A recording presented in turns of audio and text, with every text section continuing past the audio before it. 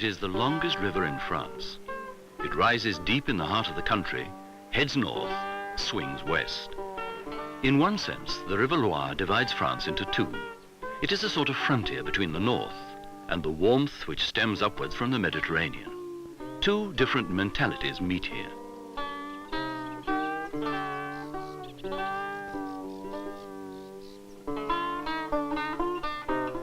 But in another way, it is a special world of its own. A world of sleepy villages, farmhouses with lazy smoking chimneys, rich untidy flower gardens,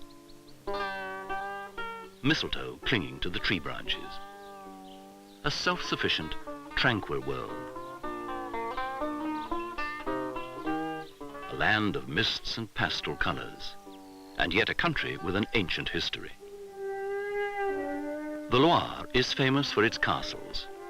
Some are from the Middle Ages, grim fortresses built for war, like the castle at Angers or the Château de Luynes, which dominates the little town clustered beneath its walls.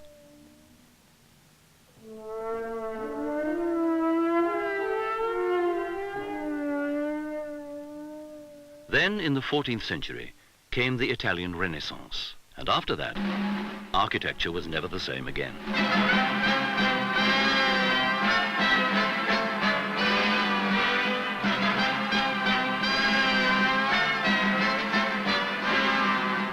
Chambord, where the Renaissance builders fashioned a fantastic lacework of gables and pinnacles, rises like some fairy tale castle out of river and parkland. Azay les Rideaux, another masterpiece of the Renaissance, a poem in stone set in the waters of the River Indre.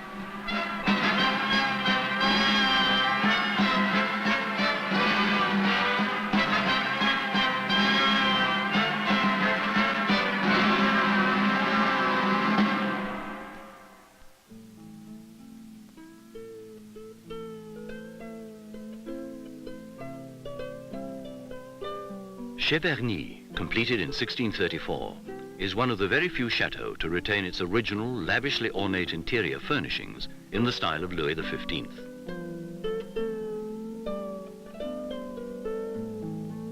The first floor is given over to what are known as the King's Apartments. These rooms contain some exquisite tapestries and paintings.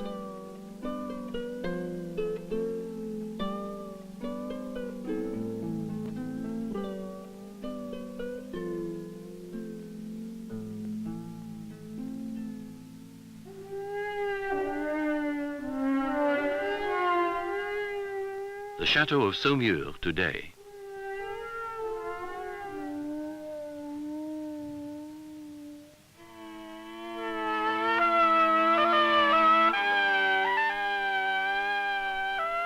The Chateau of Saumur in the 15th century.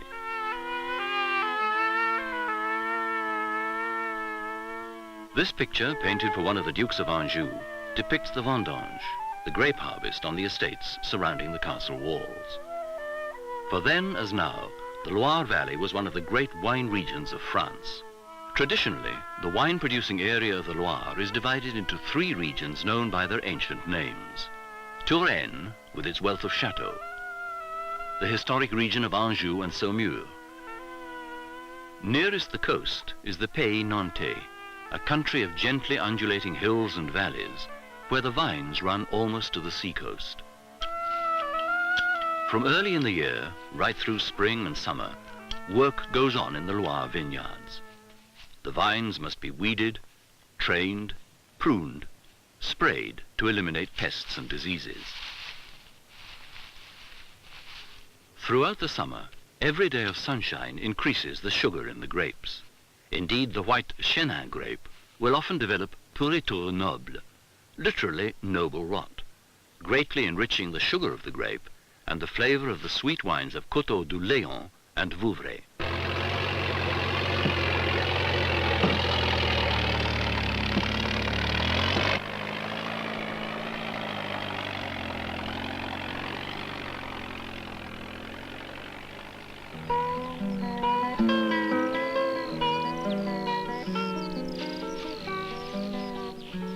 The vendange begins at the coast in the Pays Nantais. where the influence of the sea and the Gulf Stream give a moderate, mild climate. By later autumn, harvesting is in full swing throughout all of the regions of the Loire. Methods range from the traditional horse and cart to the most up-to-date in the world.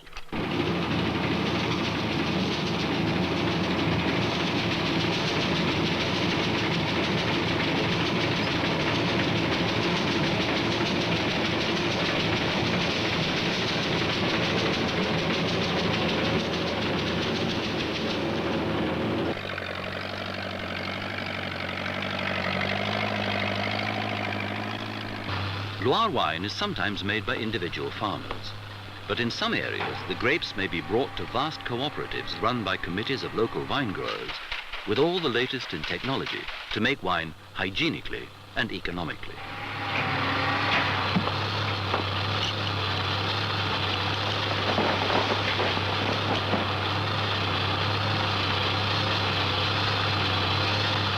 Many small vineyard owners bring their grapes here.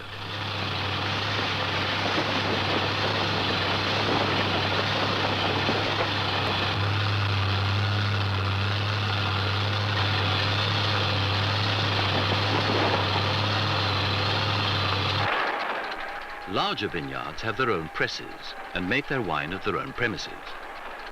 White grapes like these are normally pressed immediately on arrival at the press house. It is the juice that flows naturally from the grapes under little or no pressure that makes the best wine.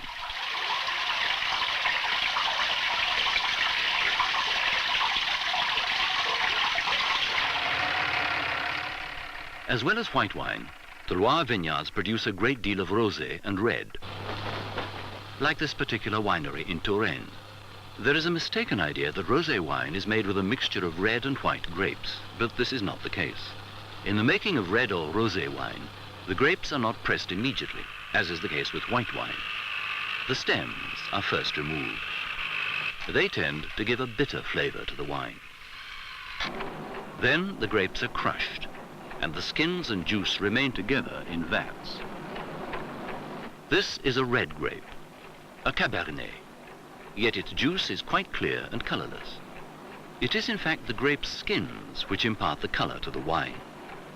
And whether the result is a rosé or red wine depends on just how long the skins and juice stay together in contact. Not all the wine of the Loire is made by machinery. A very little is made by the old methods. This particular vineyard owner still crushes some of his grapes by treading. He does it just to amuse his family and friends and to preserve the old traditional ways. A 100-year-old wooden wine press is kept in good working order by a few retired vineyard workers who use it to make enough wine for their own consumption.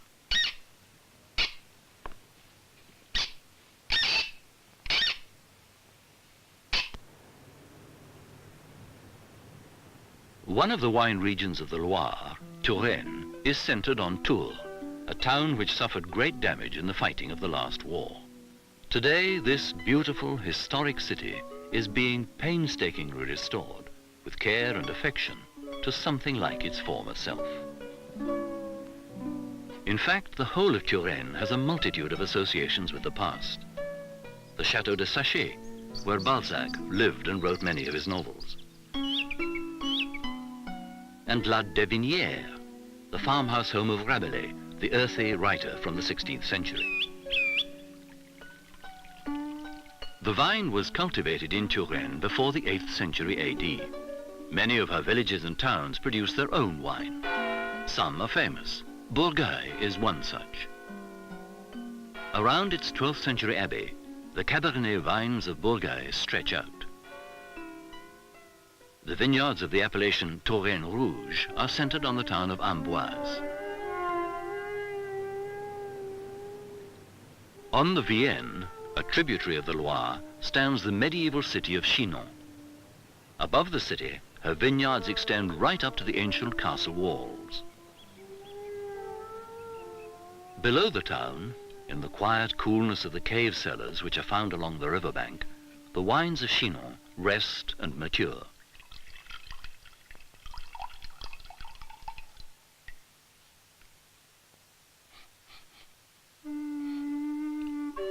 For part of its travel, the Loire passes between steep banks honeycombed with caves. Many people live in them, les troglodytes, as the French call them. There are whole streets of these dwellings with the facades of normal houses and spacious cave rooms behind. Vouvray, nearby, has its share of them. The little town of Vouvray, a famous name among the Loire wines, nestles low beside the river. The spire of its church is all that can be seen from the vineyards spreading along the heights above. Many of the caves here are given over to winemaking, for the constant temperature and humidity make them ideal for this purpose. In one lies this old press, dating from the 16th century. But even so, the wine they make there was famous for countless years before it was built.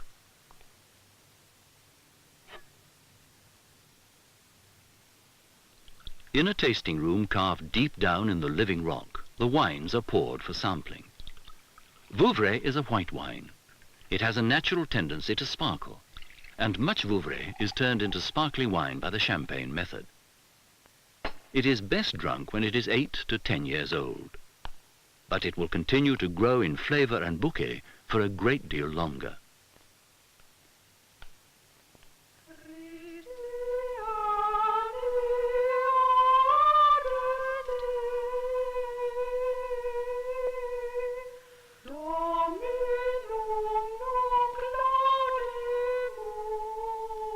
In the Abbey of Fontevraud lie the bodies of the Plantagenets. Our own Henry II, his wife Eleanor of Aquitaine, and their son Richard, King of England, Crusader, the Lionheart. They rest here in the quietness of a royal abbey founded 900 years ago.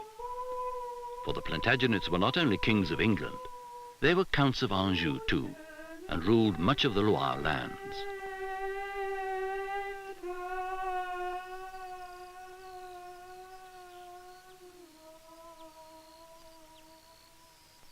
This, the region of Anjou and Saumur, is the next wine-growing area of the Loire.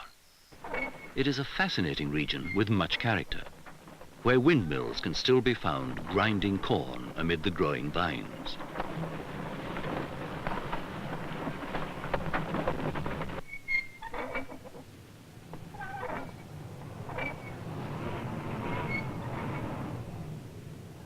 Sometimes in Anjou and Saumur, the vineyards will be enclosed by walls. The grape they are picking is cabernet, widely grown in this region for producing wines such as Cabernet d'Anjou. There is a white wine too. Saumur white wine is similar to that of neighboring Vouvray, and like Vouvray, sparkling Saumur is made in the same way as champagne, by the méthode champenoise. In this process, a yeast solution is added to the wine, causing a second fermentation. The bottles are stored in caves, neck downwards. Every day they are rotated a quarter of a turn, a process called the remouage. A certain amount of yeast sediment forms in the wine bottle, and the rotation of the remouage causes it to work down into the neck of the bottle.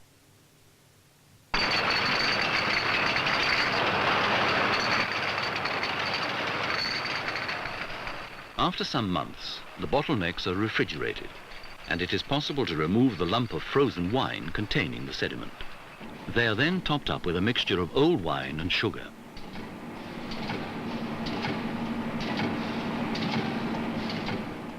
Rosé d'Anjou, light and semi-sweet, is one of the best rosé wines of France.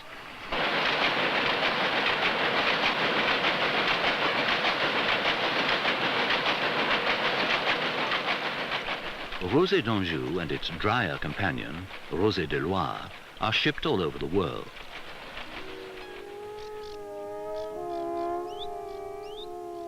On the banks of a small tributary of the Loire, the Layon, another of the outstanding wines of France, is produced. These vineyards yield the wine known as Coteaux du Layon. After a long, slow fermentation, the result is a mellow, sweet wine, ideal as an aperitif.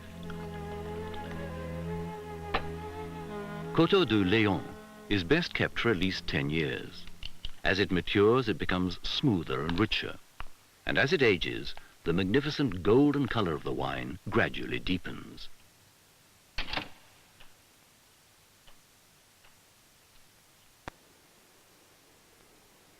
The most westerly region of the Loire vineyards, the Pays Nantais, is focused on the port of Nantes. Here the Loire is reaching the end of its long journey. The sea is now very close. The cliffs have gone. The countryside has changed again. Between the gently rolling hills and valleys are set a number of little villages. They make two wines, both white, in the Pays Nantais. Gros Plan, made from the Folle Blanche grape, and Muscadet from the Melon grape. These grapes are never allowed to become overripe. There is no pourriture noble in the Nantais region. From mid-September onwards, the vines are brought to the cellars and the juice pressed.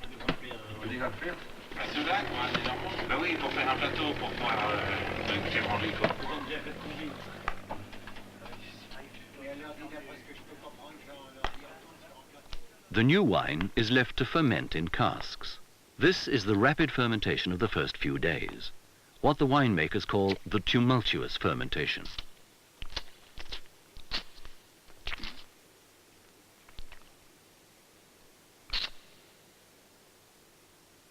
The carved beam ends of this cellar represent the 7 deadly sins and the virtues.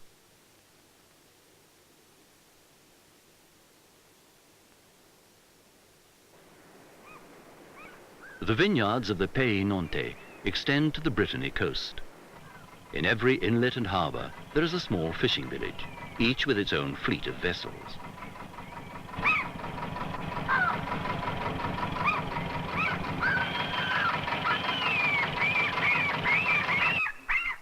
Wine is the result of the type of grape, the soil, the character of the land, and the influence of climate. In short, a product of its environment. So most wines naturally suit the foods of their own region. This is so with the wines of the Pays Nantais. Light, dry, and fruity, they perfectly complement the shellfish and seafoods, specialities of this coast. They serve the rosé wine of Anjou with charcuterie at a restaurant overlooking the river in Anjou and Saumur. A white wine with fish from the Loire. Chicken and a red wine, Saumur Champigny. And with the fruit, the perfect accompaniment is one of the sparkling wines of the region. Touraine, like the rest of the Loire, produces a full range of wines. But this region makes more of the full-bodied red wines, admirable with the delicious goat's cheeses of the region, and the 2 pork delicacies of Touraine, Rion and Rillette. To those engaged in it, winemaking is far more than just a simple occupation. It is a way of life to which they are dedicated, a continuing search for better standards, a quest for higher and yet higher quality. In the Middle Ages, the wine business, like other industries, was governed by a system of guilds. These have been perpetuated to the present day. And like the Chevalier de la Chantepleur, they still meet dressed in their medieval robes.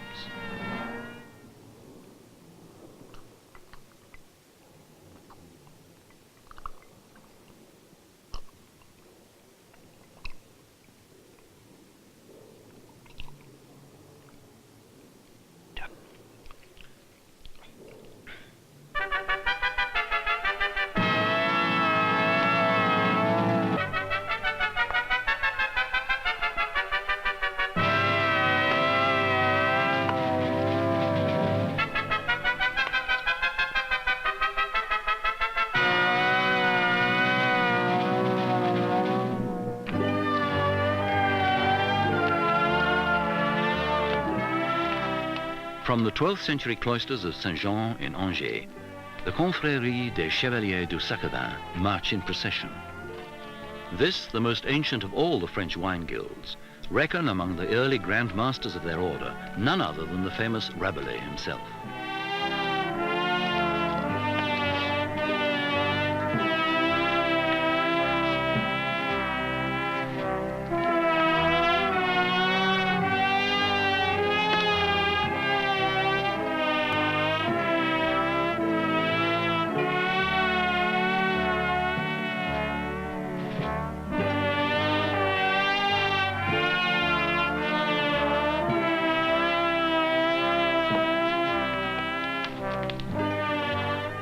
The chateau of Goulaine in the Pays Nantais, last to be built of the Renaissance chateau, and once home of the Dukes of Brittany. Within the chateau, the Chevaliers de Brettevin hold court to examine and approve a new candidate. Membership of these orders is eagerly sought, and to hold office in one of the wine guilds is to receive the highest honors the industry can bestow. The tradition of winemaking in this, the Pays Nantais, is very ancient, for in the 16th century hers were the only vineyards existing in Britain.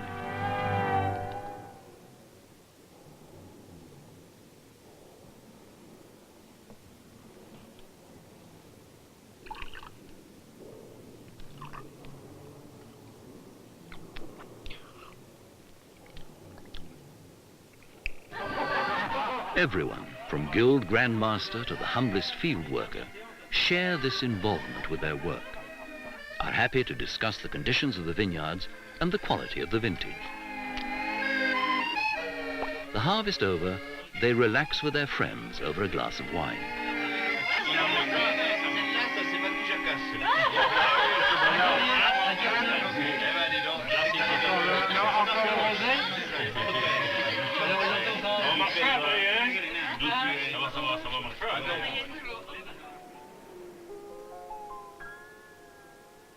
Outside, the vineyards remain as a reminder of yet another year of work to come.